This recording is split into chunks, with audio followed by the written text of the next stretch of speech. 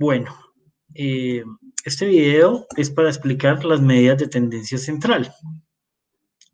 Generalmente las medidas de tendencia central se usan para que un valor me represente a un conjunto de datos.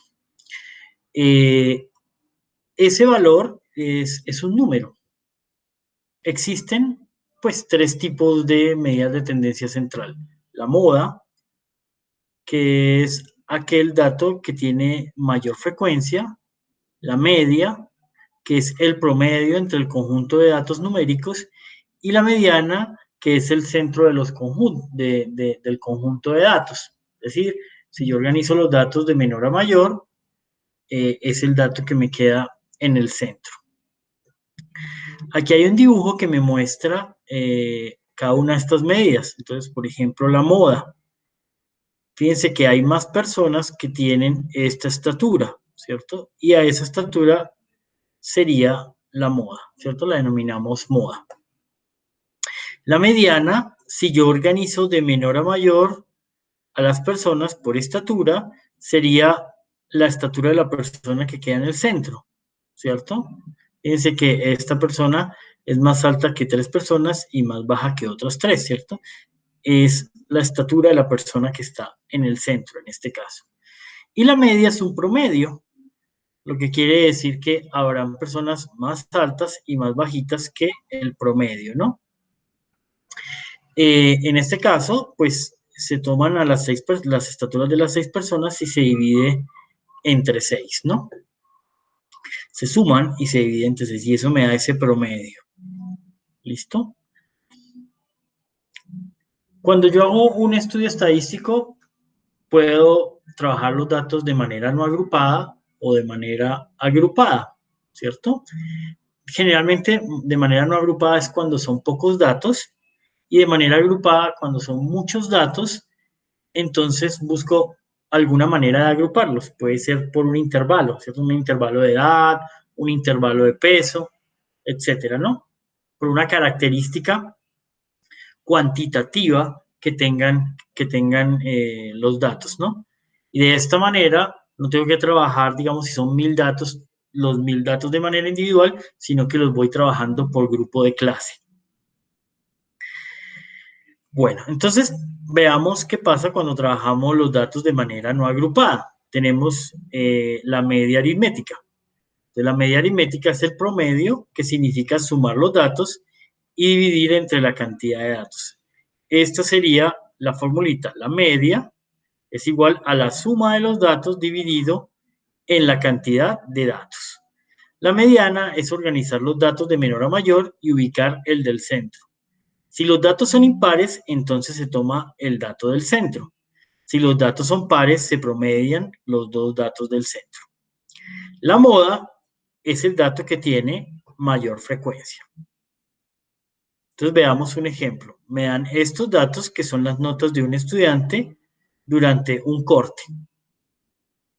Entonces sumo los datos y eso me da 48 y lo divido entre la cantidad de datos que son 15. Entonces el promedio es 3.2, ¿cierto? O la media aritmética, ¿cierto? Este dato me va a representar a todos estos datos, ¿cierto? Hay datos menores que la media y hay datos mayores que la media. Y este valor es un solo valor que me representa todas las notas que sacó el estudiante durante el periodo.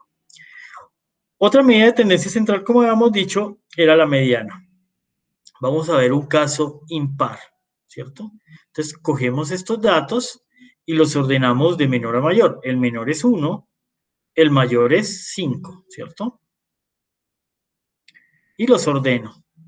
Y ubico el que queda en el centro. Como son 15, me quedan 7 datos antes del valor central y 7 valores después, ¿cierto? Entonces, en ese caso, la mediana es 3, que aquí lo dibujé de color rojo. Y la moda, que es el dato que tiene mayor frecuencia. Fíjense que aquí ya donde están organizados puedo mirar cuál tiene mayor frecuencia, que en este caso es el 3, ¿cierto? La frecuencia es 5, o sea que tengo 5 datos con esa nota. Tenemos otro ejemplo